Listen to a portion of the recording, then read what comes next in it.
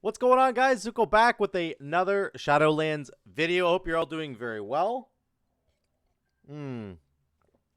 Just kick back and relax for this one. We are going to check out some news articles. Let's get to the news. There's been a lot of news, actually, on Wowhead and other sites recently. So there's been like a ton of stuff for crafting for 10.0. There's been, of course, the new race change combos that we're looking at in 10.0. I'm going to get to those actually a little bit later. But we're going to look at a couple of articles here. I got about 5 articles open, and then I'm going to talk about Patreon at the end as well. So let's get into it. Get your coffee. Got my Fox mug today. We're ready to go. Let's jump right into it. So recently, Blizzard announced that there's going to be, obviously, a mount for Keystone Master in Season 4. And it was kind of this bluish color, I think. But they changed it because they said it was too similar to the Season 2 reward. I actually liked the blue one.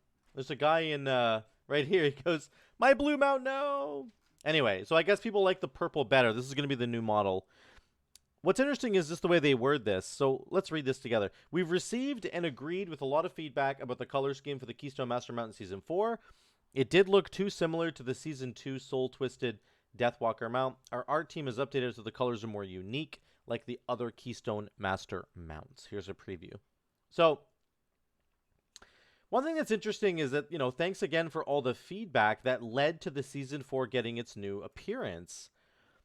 Again, I just want to continuously highlight, I think, that the Blizzard team is going in a new direction than it used to be going. And I think there's a lot of people who are still really cynical about the direction that, WoW is going.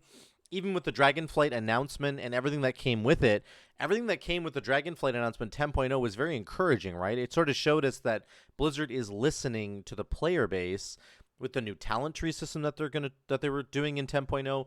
There's a whole crafting system we're going to talk about in a minute that they're going to be doing in 10.0 that is like really intuitive and player driven. And my point here is simply to say that the way that they have worded this post in particular proves to me that they are continuously listening to the player base.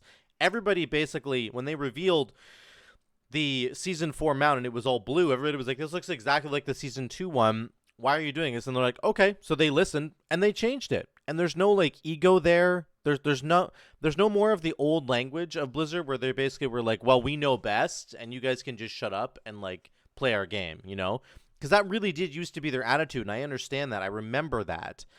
But it's completely changed now, and every time we get a post like this, it just continues to encourage, I think it should encourage the community that Blizzard is pushing forward in a different direction, that they are 100% listening to the player base, listening to feedback, listening to the things that we would like to be in the game. Not that we want to, that we want to run the game or produce the game. Like we want our voices to be heard, and they are being heard here. So this is really cool stuff. I don't actually care for this mount at all, but I'm glad that they changed it for everybody else. Here's the next one. Continuing along that same vein of thought. You can buy Season 4 raid weapons and trinkets off a vendor in patch 9.2.5. Deterministic raid loot? Question mark. I went into the PTR patch today, and I flew around to the different raid entrances, and I couldn't find a vendor, but I think they're inside the raid, and I couldn't find anybody to group up with me. So I'm pretty sure that these exist, and they've got pictures of it down here. Season 4 raid weapons and trinkets have been added to the 3 raid vendors on the 9.2.5 PTR. Could players buy the exact weapon or trinket they want in Season 4? Well, it sounds like it.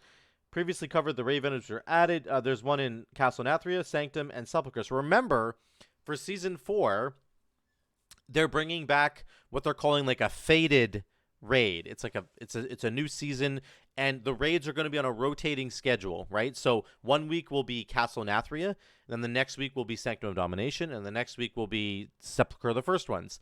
And each week you can go into that raid and do it, and you'll get high item level gear. Like a new season high item, like item level, I don't know, like 285 it looks like. So this is just a normal. These old vendors currently sell every weapon and trinket available from Shadowlands Season 3 raids. You can get Gavel the First Arbiter, Jathis the Prison Blade, Old Warrior Soul at normal item level of 285. So normal's 285, which means heroic's like 292, 296, and mythic's like 300, 300 and I don't know, something like that, right? So they show these pictures here, of course, that you can see. These are the vendors. These are all the sepulcher of the first ones. This is the sanctum ones, I believe.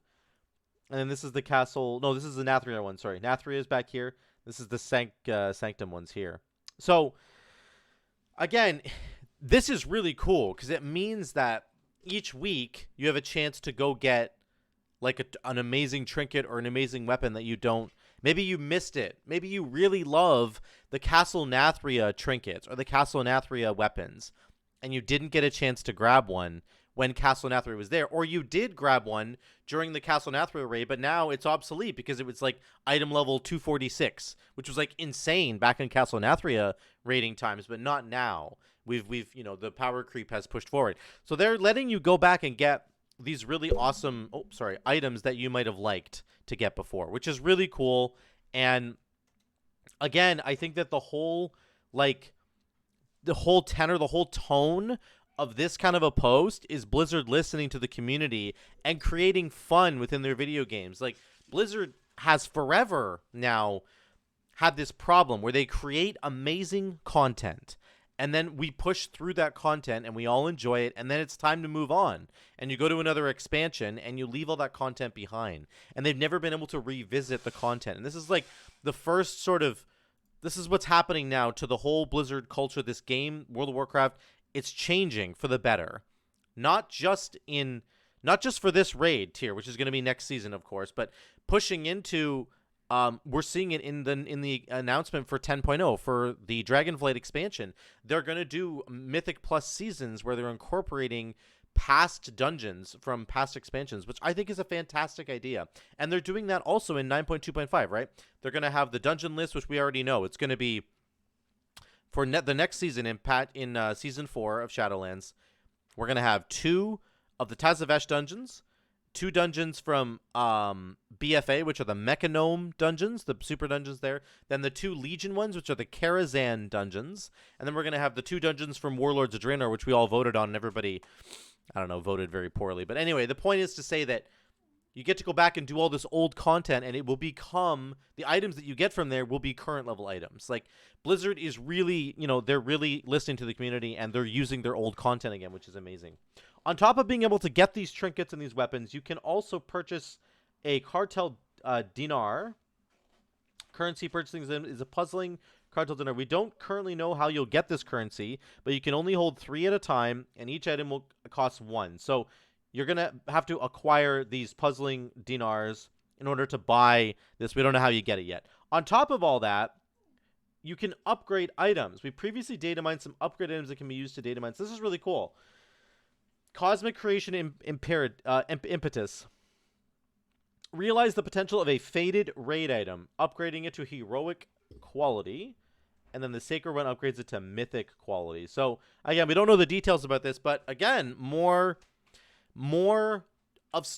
stuff, right? More availability of items, more ability to upgrade items to make them better. Once again, if you go into the normal Castle Nathria raid and you really want that Stone Legion Heraldry trinket and you get it, now it's item level 285. Maybe the Nathria raid won't come around again for like 3 weeks, because we'll have the Sanctum raid and then the Sepulcher raid, and then you'll get the Nathria raid again.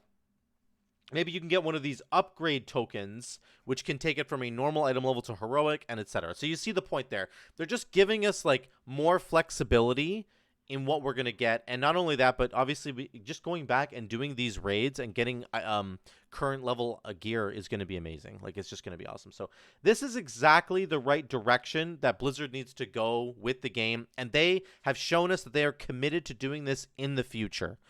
We're getting this in the Mythic Plus pool for this upcoming season in Shadowlands. We're getting it for this raid pool right here in Shadowlands, and we're getting it for 10.0, the Dragonflight expansion. So they're really just using old content, and they're going to let us like explore the game. There's so many items back there. They don't have to make tons of new content. Just let us explore the old content as well. So very excited to see that. Very, very cool stuff going on.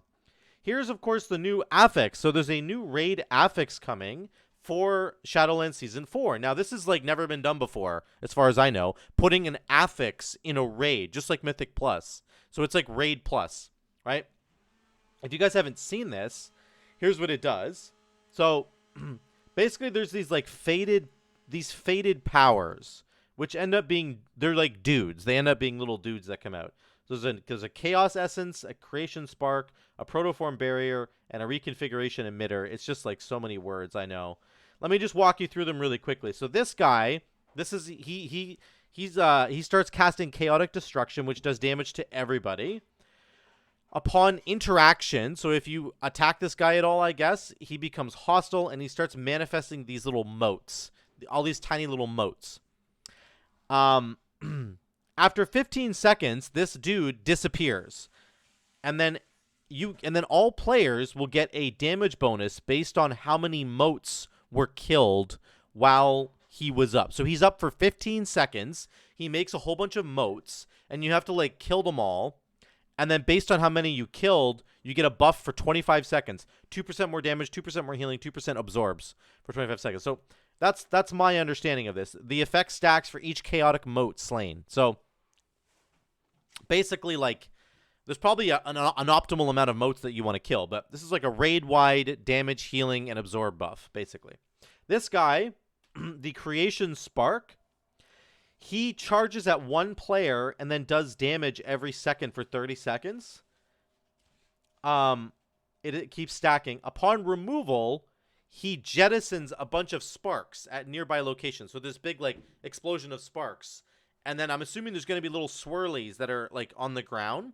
And then all of the players need to go stand in one of those swirlies where the sparks are going to land. And when the sparks land, as long as they hit only players, then we get a buff, which increases the flow of time, increases our attack speed, cast speed, cooldown rate, and movement speed. So this is an insane buff.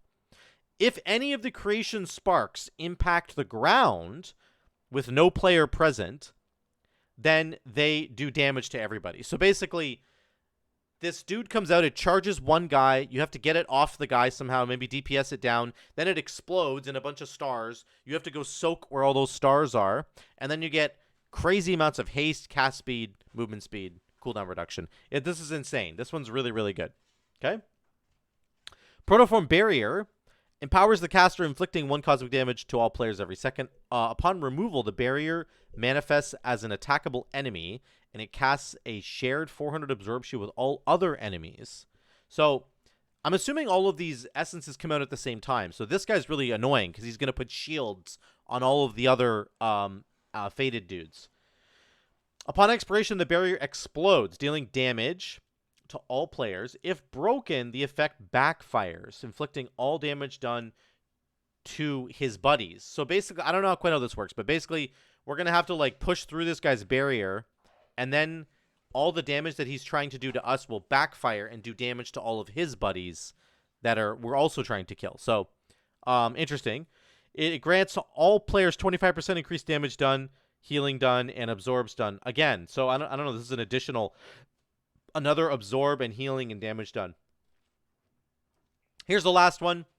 This creates an attackable enemy which continuously casts. The enemy remains immune to damage until after its first cast. So when it first comes out, it's immune to damage. It gets off its first attack. Then you can start kicking it. This guy's the kicking ad. When successfully interrupted, the emitter radiates damage to all players. Upon defeating the enemy, infuses all players with power based on the energy level of the emitter, increasing mastery, crit. So I think you're basically going to want to kick this guy a certain number of times. Like kick him 5 or 6 times. He's going to do damage to everybody when you do that, but that increases his power. And then when you kill him, you get all that power that you were increasing. Does that make sense? So you want to maybe kick him 3 or 4 times and then kill him, and then you're good to go. So very complicated, and there's some funny comments down below. Some people are like, thanks, I'll pass. But I actually think that once we figure out this mechanic, it's going to be really cool. I mean, just like the all the Mythic Plus affix right now with the dudes that we kill, like the relics that we kill, sorry. Those were kind of complicated at first, but they ended up being quite simple and understandable, and they're very, very cool. I love those. One of the best Mythic Plus affixes they've ever put in the game. So I think this could be really cool for Raid, but it's kind of complicated for sure. On top of that, there's a couple things coming in 10.0. So let's shift to the new Dragonflight expansion. So they are actually making new race and class combos. We knew that a little while ago. Tauren Mage, High Mountain Tauren Mage, Orc Priest, High Mountain Tauren Priest. It's mostly Tauren. Tauren Rogue, High Mountain Tauren Rogue, Draenei Rogue, Light Force Draenei Rogue. So somebody was saying down here, this is really funny, Invisible is taken on every server I play on. I think that's friggin' hilarious. So obviously we're going to see a ton of Tauren Rogues running around in stealth. I don't know what they're going to look like with their hooves, but I think it's going to be friggin' hilarious. On top of that, I'm going to just touch on really briefly, there's a lot of posts on the crafting system that have come in. And basically what they're talking about right now is that in Dragonflight, you're going to be able to recraft gear. So first of all, they mentioned that the crafting system is going to be very viable for the entire expansion, meaning you'll be able to craft gear at the beginning of the expansion, but also later on you'll be able to craft like mythic raid level gear. And I think doing that's going to be very difficult. It's not just going to be like everybody can just make their own set of gear. But what they're also saying here is that basically if you have a piece of gear that has been crafted at like quality level 1, so it's the beginning of the expansion, somebody crafted you a piece of gear and it was quality level 1. Now that same crafter has now reached quality level 5 because they've spent so much time crafting. You can send that item back to them and they can like recraft it and up the quality of it and up it by maybe a few eye levels. So maybe it's item level 225 when it started and it was quality level 1. They can recraft it and make it like item level 235, so it goes up by only like 10 eye levels, and then it's also going up to quality 5. So they don't want it to be reforging. That's not the idea here. They want it to just be recrafting, and it's slightly different. It's a little ambiguous. We're not entirely sure what this means, but that's the example that they ended up giving here. A skilled crafter might be able to make it straight up at quality 5. A new crafter might only be able to make it quality 1. Say you got a piece of crafted gear that an unskilled crafter at quality 1, 325.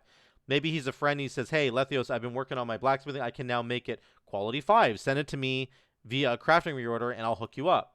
Your friend then recrafts your helm using the old helm, a couple of dragon scales. Let's say that's a resource that you use, and one special reagent he earns to recraft. The result is now quality 5 and item level 335. So, again, that seems like reforging, but it's sort of a little different. We're going to have to figure out kind of what that means. But it does seem like crafting is going to stay relevant throughout the expansion, and that's great. I think that that's been my biggest problem with crafting over the years is that, like, particularly production crafting. So we're talking like blacksmithing, leatherworking, even jewel crafting, but particularly like the armor and the weapon making. You can make something early in the expansion before you get into like Mythic Plus and it's relevant, but then once you get into like Mythic Plus and Raid, all of the crafting stuff becomes irrelevant because you just can't, like, it's so much easier to just go into a Mythic Plus, get a piece of gear, and be done, rather than spending all this time gathering resources and then crafting stuff, right? Do you see how that's... So they're making that better in Dragonflight. I'm really excited about that. That's going to be really good.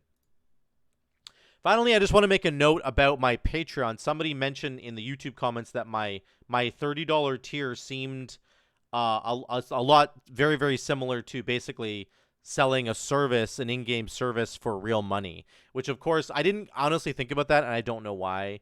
I think I thought that it just wasn't that. I actually just didn't think about it really at all, so that's really my fault. But so we're just gonna. I just got rid of the $30 tier for now. Nobody had signed up for it yet, which is fine. I kind of caught it early. I do want to thank the YouTube commenter for that. That was really helpful. And we're going to keep these 3 for now. These are all perfectly fine. These are the shoutouts at the end of the video. And then the monthly digital art drawing as well, which is really, really cool. We've had 4 people sign up so far, and I'm really happy with that. We got a bunch of gnomes in here. And I think a couple of scarves. So this is what it's going to look like for now, guys. This is the Patreon. Once again, if you didn't see the announcement video yesterday, go to my Patreon and sign up if you would like to. Again, I don't want to guilt anybody into signing up, but if you do have the means to support me, I would really appreciate it. I'm going to continue making WoW content on this channel for as long as I possibly can, and I'm going to need support from you guys in order to do that. But again, this is a long road. It's a long journey, and I'm excited to just be here and to make stuff for you guys. And I appreciate all the support you're giving me just from watching these videos, from looking at Twitch, from all that stuff. So I do want to say I'm very grateful to you guys, and I'm happy to be in the position that I'm in. But for now, this is where Patreon's going to stay. I'll add some more tiers later. We'll come up with better reward systems that don't immediately get me in trouble with Blizzard, okay? So that's that there. So that's it, guys. That is the video for today. I just wanted to touch on some news articles and give you the Patreon lowdown. Thank you so much again for watching. If you want to drop a like down below, I'd appreciate it. If you haven't subscribed yet, get your butt down there and subscribe. And if you haven't taken a look at the Patreon yet, it's also linked down below. So thank you again for watching. We'll see you in the next one.